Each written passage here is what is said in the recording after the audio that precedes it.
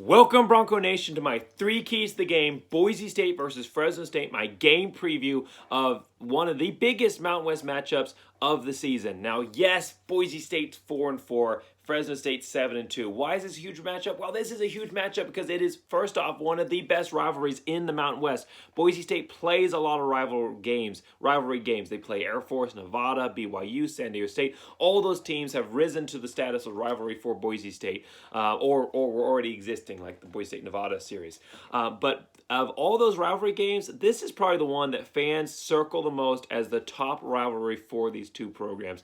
It's the only rivalry that Boise State has that actually has a trophy, the old milk can, sponsored by the dairy farmers of Idaho and California, dairy farmer unions there. So it's the only one that actually has a trophy. Now, I am working with one of the largest BYU fan group admins or group owners to create maybe fix that problem for the Boise State versus BYU matchup. Very hush-hush secret stuff right now.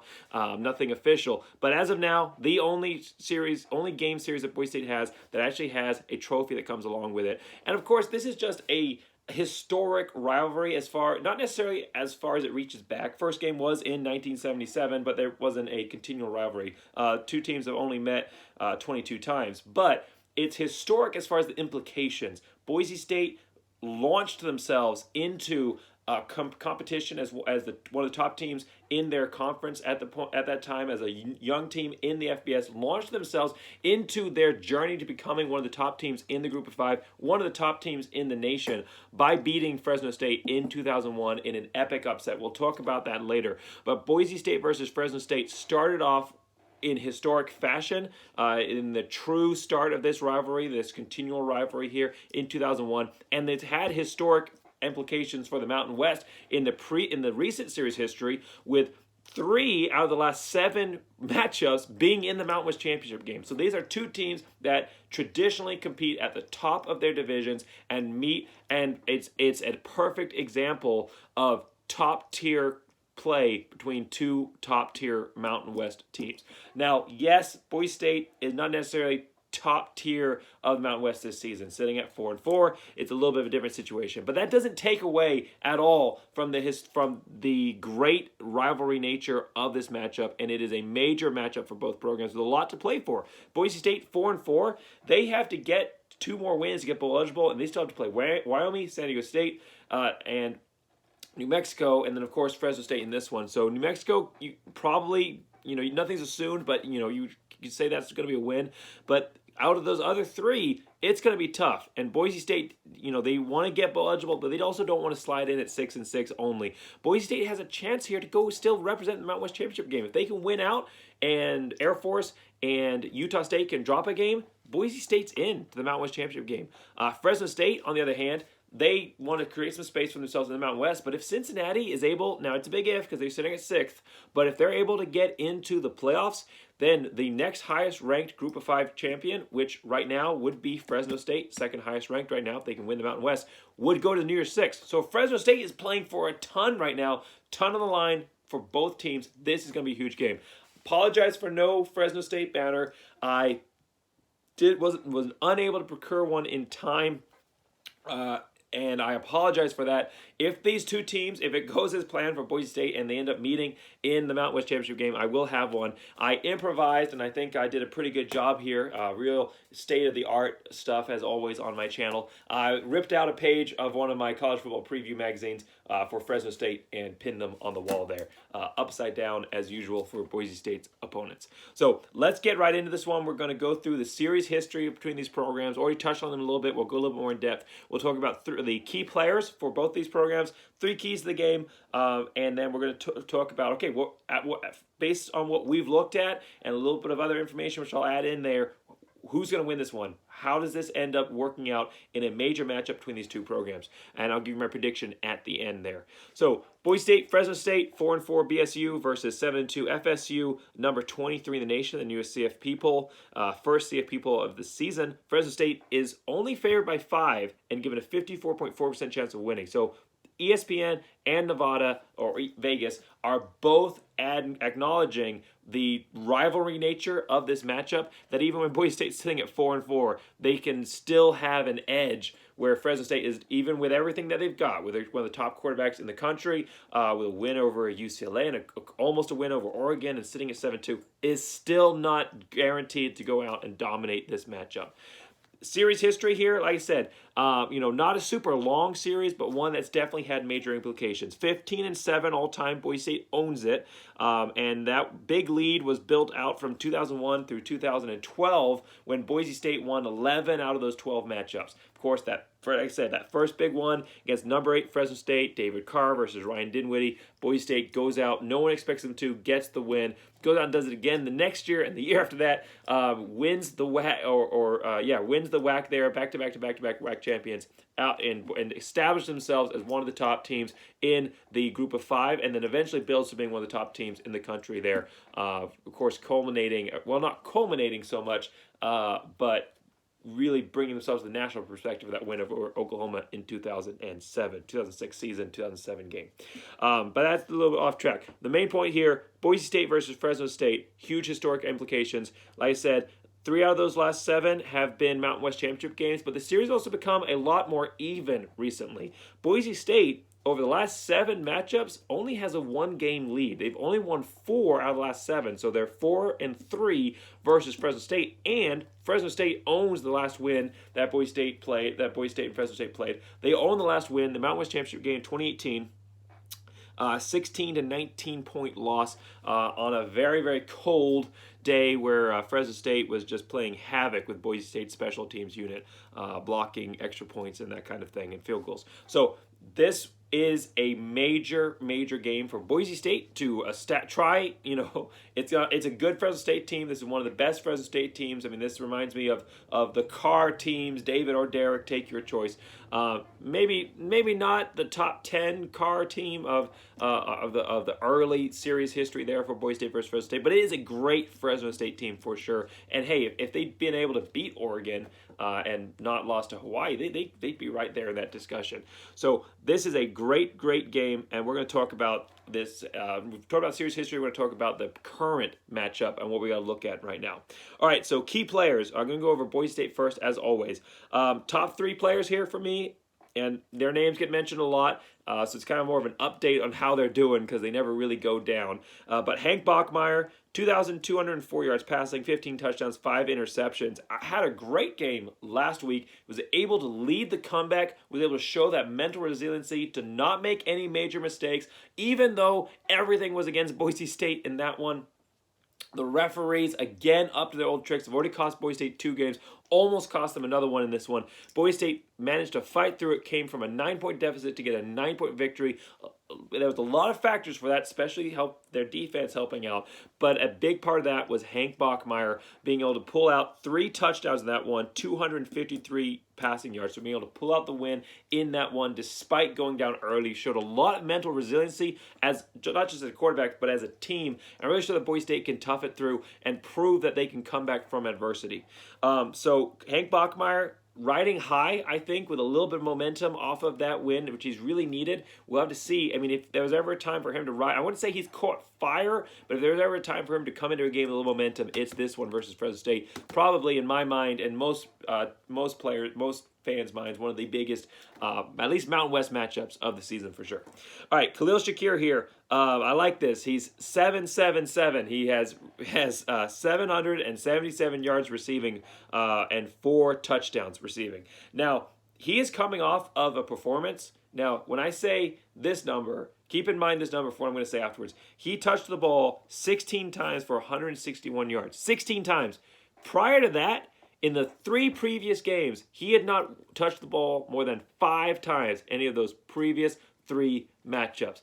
That is saying something. When a player of this caliber is not touching the ball, the team is going to struggle, which obviously, of course, Boise State did struggle in that. Those previous 3 games, Air Force, BYU, and Nevada, lost to Nevada, lost to Air Force. So Boise State, when they're without their key player, and he wasn't hurt. It was either offensive scheme or potentially the defense keying in on him. But I'm going to blame mostly the offensive scheme not taking advantage of him. My key to the game was last week was use Shakir, make him the focal point of your offense, and boy did Boise State do that. If he had 9 receptions and 7 carries. He ran the ball 7 times and had 9 receptions. Like I said, over 161 all-purpose yards. I think it was like 43 yards rushing, and then the rest receiving there. So Khalil Shakir coming off of a great game. Didn't look like he got injured at all in that one, so he should be coming into this one with a lot of steam. I'm not necessarily saying that Boise State should use him as much as they did last week. It'd be nice to see some other players step up, but he should again be a focal point for Boise State in this one. All right, and this is going to be my third player, and this is kind of the third player rotation is kind of circled on a week-to-week basis. Bachmeier and Shakir have been there pretty much every time, but the third position player has been rotating a little bit, and my third rotating player for this week, my third player of the game, is going to be Helani ? Because obviously Helani's been dealing with a lot of injury issues. Coming into the season, dealing with injury, and then getting injured during the season. Came back last week, was on a snap count, but looked really good. He looked explosive. He didn't have a ton of yards, 43 carries, but he averaged 4.3 yards per carry. He looked explosive. He was powering through tackles. He was breaking tackles. He was showing that top-end speed. Helani is a difference maker when he's healthy, when he's 100%, when he's in the game. We saw that in 2019, and we could see that today if he's healthy. That's kind of why the question mark comes in. Even though he's barely played, it seems like, in any games, he still managed to put up 166 yards rushing, and he has had, I believe, you know what, I kind of smudged the touchdown numbers here. That is my bad. No, 1 touchdown. He's had 1 touchdown, and he's averaging... Oh, man, I really did mess this up. I apologize for that. I'll put however many touchdowns. You can look it up on ESPN, but I'll put it in the comment section. Main point is he hasn't been heavily involved in the offense due to the injuries. But if he can come into this game, if he can balance Shakir having to also be a main focal point, Boise State's running game has not been super strong anyway, but the offensive line has shown some slight improvements. If he can, especially in the passing game, become a weapon, help out in the running game, this could be a very different, much better Boise State team than we've seen previously this season, even though Boise State has shown improvement week to week. All right, so that's Boise State players there. Bachmeier, Shakir, and then Helani if he's healthy. And good to go. All right, Fresno State. I'm going to say it right off the bat here. Fresno State is the best team in the Mountain West. I said it before. I'm not just saying that because they got ranked ahead of San Diego State and because they beat San Diego State. I'm not just saying that because of those facts. I've been saying it this whole time. If you've watched my other videos, if you've watched, not my 3 keys to the game videos, obviously because they wouldn't have come up, but if you watched my top 10 matchups of the season, my rooting guide, not my rooting guide, sorry, that's another series I did last year that I don't do anymore. My top 10 games of the week. I do a top 10 games of the week video. Completely obvious self-promotion here. You should watch that video. It's a good video. I'm really good at it. I'm like 73% picking against the over-under. All right, self-promotion over. There's your ad time. Sorry you couldn't skip. Anyhow, I've mentioned in those videos that Fresno State is the best team in the Mountain West, and beating previously undefeated San Diego State proved that. Yeah, they have a loss to Hawaii, but Hawaii, anybody can beat anybody in the Mountain West any week, especially if you don't come in prepared. Especially, and I believe that game was at Hawaii, so if you have to make the long flight to Hawaii, if you have to go, that's going to throw a lot of players off. There's a reason that Hawaii is in the conference as a football-only member, because, it takes a lot to have to fly out there to Hawaii. Yeah, it was at Hawaii. So... Fresno State, though, I said it before before they beat San Diego State that they were the best team in the conference, and they are definitely the best team in the conference. Why are they best team in the conference? Well, a big part of that is their passing game here.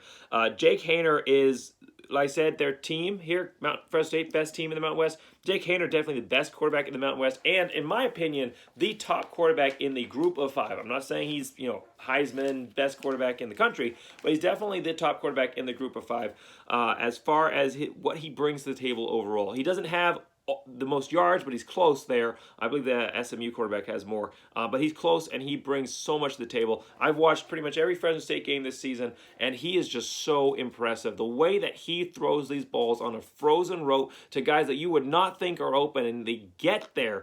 It's amazing. The Oregon and UCLA games were incredible to watch. He's had some down performances, especially Hawaii, but he is an amazing quarterback. 2,888 yards passing, 23 touchdowns, 6 interceptions. We're going to talk about that at a later point. Keep that in mind. Just hold that in the back of your head for now. All right, so Jake Haener, though, he's not doing it alone. He's got 2 great running backs. Now, it's questionable whether Rivers is going to be available for this one. He was injured in the Nevada game. But if he's good to go, then Boise State better look out, because they have 2 running backs here for Fresno State that can get the job done in Rivers and Mims. Both of them have over 500 yards rushing. Both of them are averaging 5 or more yards per carry. Rivers has 5 yards per carry, and I believe Mims is like 6.2 or something like that. Mims actually, in Rivers' absence, has had back-to-back 100-yard games, including 186 yards and 2 touchdown performance versus San Diego State. Now, it's not just the running backs, though. Haener, he's got to have someone to pass to get all those yards out, and boy, does he. Fresno State has 6 wide receivers who have over 100 yards passing. And at the top of those charts there are Cooper and Kelly, who combined, Cropper. Cooper. Cropper and Kelly, who combined have 1,254 yards receiving and 12 touchdowns between the two of them. Now, Cropper is definitely the top target here with 664 yards and 10 of those 12 touchdowns, but Kelly himself has well over 500 yards receiving. These are two Boise State defense. I think they've been showing improvement. It was a very weak defense last year. They're playing with a lot more aggression. They're causing a ton of turnovers left and right. But it is a Boise State defense that is going to be incredibly tested this year, this week. A great bend but don't break approach last week versus Colorado State. We'll have to see if that comes into effect here, because I just don't see Boise State stopping Fresno State, at least between the 20s. When it gets in the goal line, things condense. Boise State, with their aggression, might be able to key off and play enough to stop Fresno State in the red zone. But boy, did Fresno State have a ton of weapons. They can go through the ground and they can get you in the air. And it is in all phases of the attack here. It's not just one set offensive scheme they're running. I mean, they can throw it to anybody out there. So Boise State's defense is going to have to be very, very prepared for this one. All right, 3 keys to the game. Number 1 here, pull out all the stops offensively. Boise State, Tim Plow for Boise State, the offensive coordinator. Like I said, I've been a defender of Tim Plow. I don't think he's having the best season right now, but I do think he's showing potential. And like I've said, he's not playing with his offense right now. He's playing with Brian Harson's offense. He's not playing with his players that he would recruit into an air raid style attack, which is what he ran at UC Davis. Tim Plow is playing with players that weren't recruited by him, that don't necessarily perfectly fit into his offensive scheme. Nothing against necessarily the players on the roster, and nothing against the scheme. It's just that they don't necessarily meld right now, and it's definitely a very different scheme to what these players are used to running. So he is trying to kind of Frankenstein his approach here. He's trying to mix and match and take parts of what he likes to do, take what these players are already doing or already were used to doing, and kind of mix those together. And we've seen the results on the field, which is inconsistency. Boise State at times very, very innovative, very, very creative, very, very bold, particularly the Utah State and Colorado State run games for Boise State, just mixing it in all wide receiver sweeps, wide receivers taking plays as Wildcats, running backs taking plays in the Wildcat for running game, innovative run game, innovative passing game. We even saw that a little bit in BYU. And then at other times, we've seen Boise State trying to iron things out, prove that they can do something on the ground, getting a little too conservative, getting a little too methodical in their attempts. Not methodical in a good way, like it's working out and they're being able to get a methodical drive going, but just kind of going out and doing this, I guess repetitive would be the best statement. We've seen that at times. Boise State just kind of goes out and seems to be doing the same kind of thing to the same results, which are negative. Notably, we saw that in the UCF game. We also saw that I believe in the Nevada and the Air Force games. So we've seen a little bit of both. It also seems like Boise State's kind of been holding themselves back or holding things back that they're trying to, that they either haven't perfected or maybe that they're trying to keep out of the playbooks for some of those big matchups. And I'm not necessarily saying that's the reason. I'm saying it could be a reason for why we haven't necessarily seen this dramatic innovation. I mean, you look at the 2 touchdowns that Boise State had against Colorado State with the, and I'm going to get the exact players involved in this wrong. I apologize for that, but I'll get it right. Evans on the wide receiver sweep around for the touchdown on that first, second touchdown for Boise State there in the second half. And then the screen pass to Stephon Cobbs. Both of those were incredibly drawn up. Lots of moving pieces, a lot of things to take the defensive eyes off of the key player in that formation and to get them guessing. And also played off of what Boise State had been doing previously in the game. A lot of strikes down towards the middle there in the second half. Well, they faked a shot down the middle to Octavius Evans and then passed the screen pass to Cobbs, who ran it in straight up for the touchdown. So Boise State, they were showing that innovation. They were showing the capabilities. They were showing what Tim Plow is capable of, and we just haven't seen that consistently. Well, This is a game to pull out all the stops, to use every innovative play, to use every part of your cranium, to use every single thing that you've got and throw it at this game. Boise State should be holding nothing back in this one. They should not be trying to keep any parts of their playbook hidden. They should not be that. This is as big as it gets. Yeah, Boise State's got a big matchup against San Diego State, but the rest of the season, this is a bigger game than the San Diego State game. And I apologize if I'm offending any Aztec fans there, but it's true. This is a bigger rivalry game. This is the game. Andy Avalos knows how big this game is. He was right there at the beginning when this rivalry was getting started, when Boise State was going out and winning when they weren't supposed to. This is the one. If you've been holding anything back, this is the one to use it. This is the one to throw everything you've got. And it's going to take that because Fresno State's defense is good. They're a very good defense here for the Mountain West.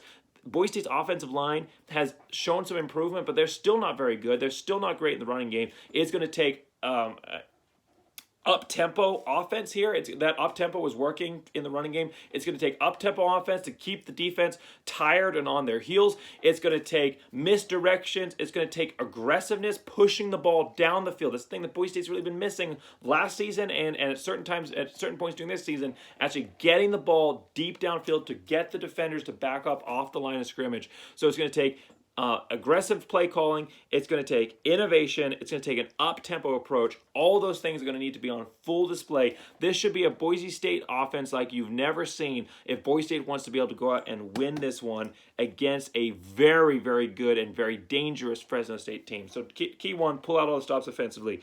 Point number 2, and I kind of mentioned this already, the snap counts on the players. No snap counts on key players. You know, it's not something you really heard Boise State use. I've heard other teams discuss it, but it's not necessarily something that Ryan Harsin would really talk about or Chris Peterson would talk about. Like, yeah, we've got this guy on a snap count. You know, you played or you didn't.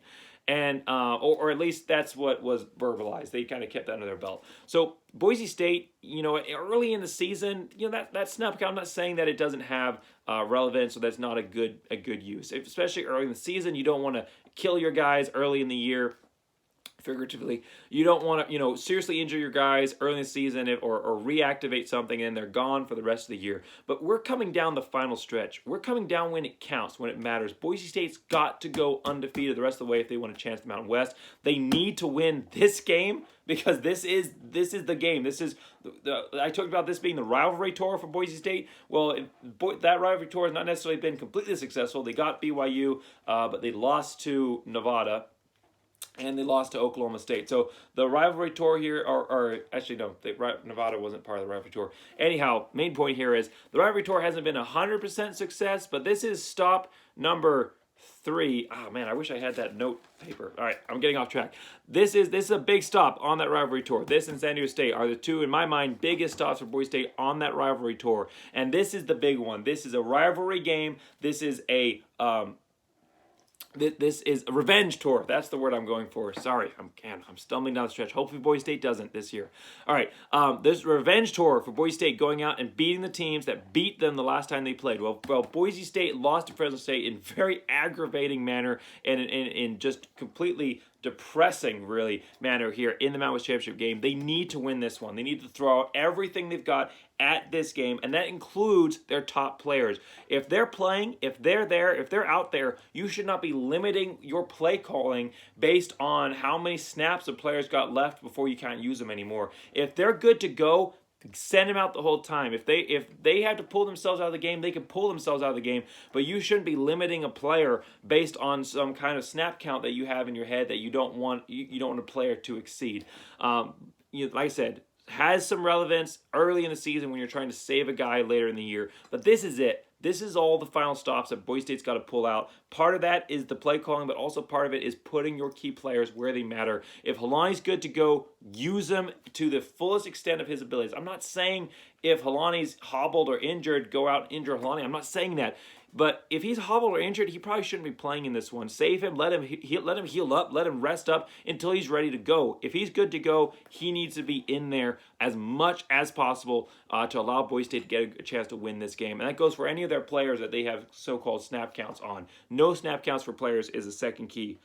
Use the guys that you have to the fullest of your abilities. Third point here, and this is probably the most technical one, put pressure on Haener.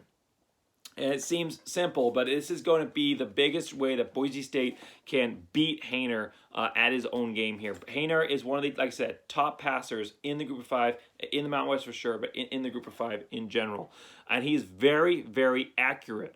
He's only thrown 6 interceptions. However, the last time that Fresno State lost, he threw 4 interceptions. So 4 out of the 6 were against Hawaii. That's where that's one of the reasons, one of the main reasons there that Fresno State lost that game was the turnovers. How do you force turnovers? You put pressure on the quarterback. You get in his head. This defensive line, I talked about the woes of the offensive line. Well, the defensive line has been one of the biggest issues. Defensive and offensive lines have been one of the biggest issues for Boise State this season. The weakest spots for these teams and for these two units. The defensive line this year has only gotten 16 sacks this season. That's an average of 2 per game, and that's really thrown off by the fact that they had a 4-sack performance against Nevada and a 3-sack performance against UCF. All other games, they had 2 or less. A lot of 1-sack performances in those matchups. So Boise State has struggled to get to the quarterback. They struggled to stop the run game in most of their matchups. Did a great job last week against Colorado State, which was surprising. But they have struggled for the most part to stop the run game, and they have given quarterbacks, even last week against Colorado State, so much time to pass the ball. And this is a pretty good Boise State secondary. They have a lot of really top and definitely up and coming players, even though it's an injured secondary there, dealing with some issues. This is still a good Boise State secondary, and they have impressed me this season, not just with their turnover abilities, but their defense in general. But there's only so long that you can cover a guy, and especially for Haener, with his accuracy, he can put the ball anywhere. And if he has any time to think, he's going to get that ball out. So the issue is here is no matter how well Boise State covers their players, he's probably going to be able to get a pass off anyway. If you put pressure on him, though, you can force him to make mistakes. You can force him to throw those interceptions. You can maybe knock off his accuracy so that so he completes less passes. But you also limit the impact from those plays. If he's having to get the ball out quicker, he's not being able to look down to his second or third read, which is the touchdown in the end zone. He just gets it off for 6 yards or a first down. So Boise State needs to take advantage of those shorter opportunities of limiting Haener in this one. That's going to come through pressure. They should adjust their defense to put their 2 heat-seeking missiles on the quarterback. Who are those heat-seeking missiles? Banya and Matlock. Of the 16 sacks this season, those 2 guys each have 6. So out of the 16 sacks, 12 of them are between 2 players. Boise State should adjust their entire defensive system in this game to let those 2 guys go loose at the quarterback every single play. Of course, if it's a run, they can come back and try and get the running back from tracking down from behind. But they should be going after the quarterback, assuming quarterback pass, and going after the quarterback on every single play. Boise State should adjust their defense to a zone defense that allows them to send in some extra blitzers on this one. Because like I said, man coverage is not going to work against a quarterback of this talent. Those wide receivers are going to be able to beat Boise State's defenders, and Haener's going to be able to put it in a spot that he's going to be able to beat them. So he's also probably going to be able to beat the zone. You're really going to lose either way, but at least with the zone, you can free up some guys to go smack the quarterback. The more times that Haener's on his back in this one, the better that this defensive performance is going to be overall, and the more likely he's going to make mistakes. This is a big game. This is, yes, it's in Fresno State Stadium, but this is a big matchup for a quarterback. Because this is Boise State. This is Boise State who has traditionally dominated this rivalry. Think about Derek Carr in 2013 when Boise State rolled in as not a great Boise State team that season, obviously, and not the. I like Joe Southwick. I liked Joe Southwick as quarterback for Boise State. But obviously not when you talk about all the Boise State quarterbacks lined up together. Not one of the elite Boise State quarterbacks. So and overall that was not an elite Boise State team, and that was a good Fresno State team that was definitely better than that Boise State team, and they still struggled to beat them. I believe the final score was like 43-42. They still barely, or 42-41. Either way, they still barely beat them there in that matchup. So there's a lot riding on this. This is not just your typical Mountain West game. I know that these two teams haven't played since 2018, but this is something that players grow up being aware of. And Boise State versus Fresno State is a big matchup, and they're playing for a lot, like I said before. So Haener's already going to probably be coming into this one. He's going to be amped. He's going to be pumped, but he might be not necessarily as confident as he usually is. And if he starts ending up on his back on a regular basis and starts getting some passes off in dangerous situations, that Boise State can capitalize on that and maybe turn that lack of confidence or not necessarily peak level of confidence, can maybe turn that into some doubt and capitalize on that with some turnovers. So three keys for Boise State in this one. Pull out all the stops defensively, no snap count for key players, and put pressure on Haener. All right, I know I've just reached 30 minutes, so we're going to try and wrap this up here real quick. So, summarizing, this is the best Fresno State team that I've seen in a long time. And it is the best team that Boise State has faced all year. Yes, I know that's quite a statement. They faced Oklahoma State, who is a top-ranked team in the country here. And I actually have the rankings right. Yeah. So Oklahoma State, number 11 in the country, 7-1, only lost there to Iowa State, I think. Wherever they lost to. I lost track. Regardless, this is a Oklahoma State top 15 team in the nation. BYU, another number 15, top 15 team in the nation. They've already also played Nevada. They've played Air Force, and nothing against those teams. Those are all good teams. That really shows just the slog that this is one of the toughest Boise State schedules that I've seen in a very long time. The Boise State teams that went and won Fiesta Bowls, they didn't play this level of schedule. In fact, that was one of the issues in 2010 for Boise State, that their schedule was so weak, especially conference-wise. That was just a bad year for the Mountain West Conference. That was one of the issues that for Boise State's schedule, was that even if they gone undefeated, they probably would have still been left out because the schedule was so weak as far as the BCS championship goes. So this is one of the toughest Boise State schedules I've ever seen. And that is emphasized by the fact that I'm saying this is the best team Boise State has faced. And that's because this is the most complete team. That, yes, they're not the highest ranked, and they don't have the best record of teams that Boise State has faced.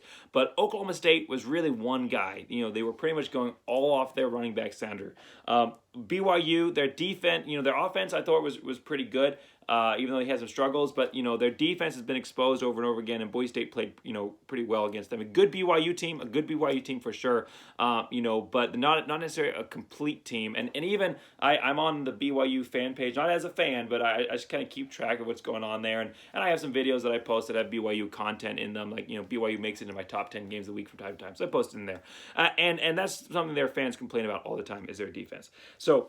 But as far as Fresno State goes, this is the most complete team that they've faced. They are extremely dangerous on the defense and offensive side. They have the best quarterback that Boise State has faced. They have a very dynamic running duo, a wealth of wide receivers. This is, in my opinion, the best Fresno State team. A loss to Oregon, a loss to Hawaii that they shouldn't have lost to, but anybody can beat anybody, and especially Hawaii.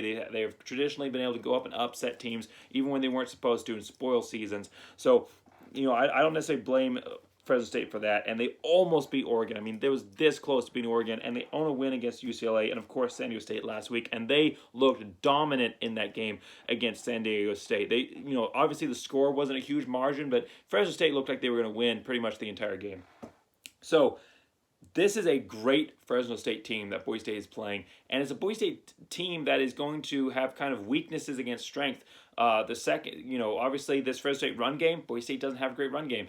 And the secondary issues for Boise State with the injuries, and this is a great quarterback coming in. Now, Boise State's offense, they're going to be a little difference maker in this one, and the defense has shown an ability to step up in big moments, but it's going to be a tough game. However, having said that, this is not a bad Boise State team. I know that might be quite a statement for a 4-4 Boise State, but it's a Boise State team. Even though they're 4-4, they're only 13 points away from being 7-1.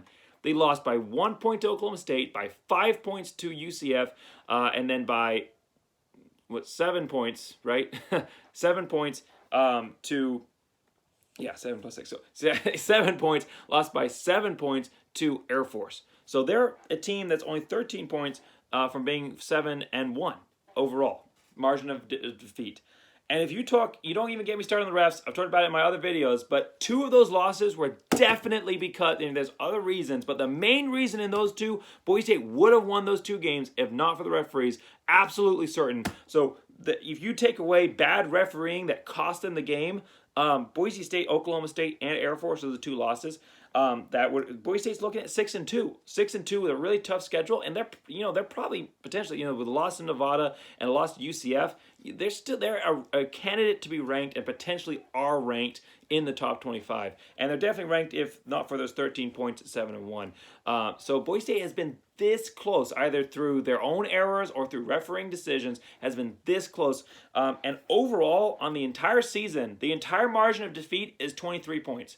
So you're looking at a team that is 4 possessions away from being undefeated with a brand new head coaching staff, a team that really struggled last season. Yeah, they had a good record overall. They went to the Mountain West Championship game, but they got dominated by BYU and obviously lost to San Jose State. So, this was not a great Boise State team last year, and it is a team that Andy Avalos and his coaching staff, who are all brand new at their position, at the level of that they're coaching at right now. So as far as they've been offensive and defense coordinators before, but they haven't been in the FBS for Tim Plow, the defensive coordinator, and then of course Andy Avalos, first-time head coach. So first-time, brand new, baby-faced coaching staff here with taking over a Boise State team that has decreased in their recruiting over the last few seasons and had some real struggles that they had to build on. And Boise State's only 23 points away from being undefeated. So this is a team that has been this close so many times. So it's the best Fresno State team that Boise State's faced in a long time, and the best team they're facing this year.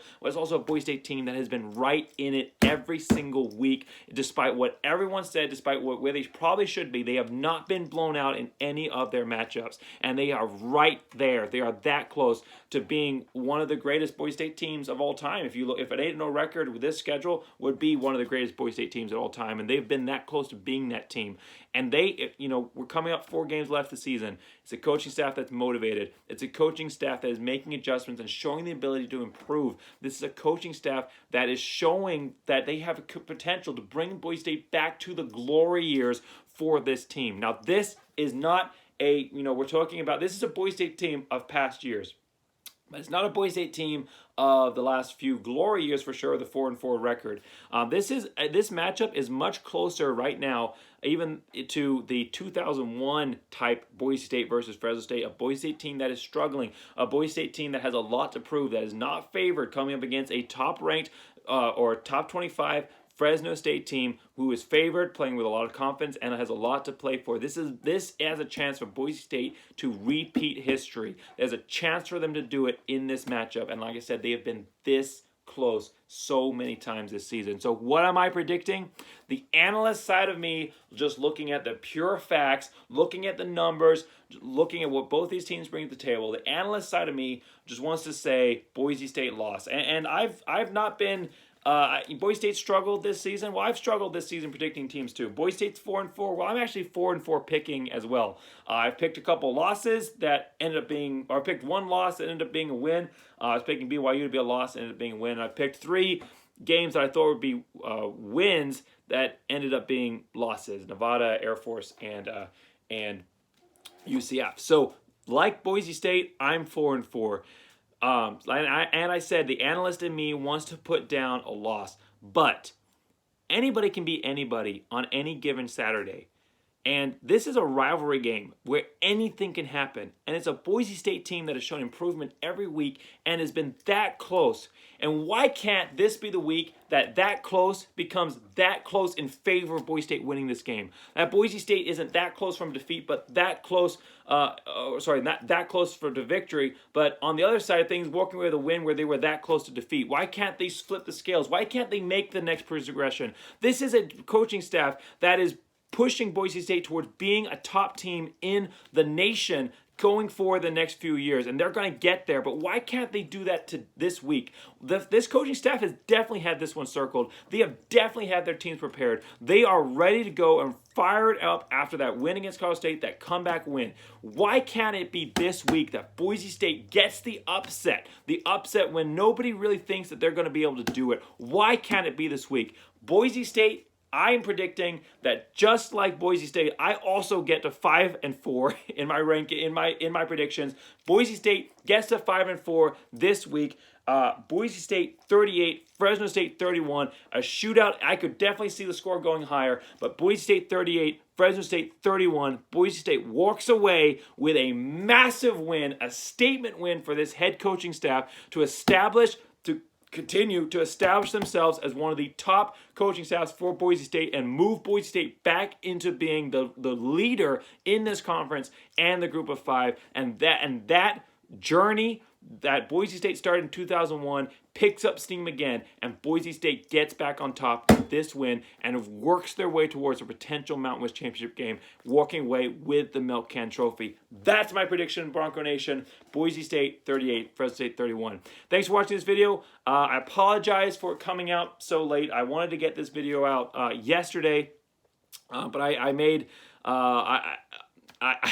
There were many reasons I didn't make it yesterday. Part of it was the college football playoff poll coming out so late. I wanted to see what the rankings would be on that, and then depict and then use that as for my video here. I wanted to see where Fresno State would end up. So I apologize for that. Hopefully that didn't prevent any of you from being able to watch it prior to the game. But this is a massive matchup. Thank you for watching this video. Make sure you like and subscribe as always. And as always, go Big Blue!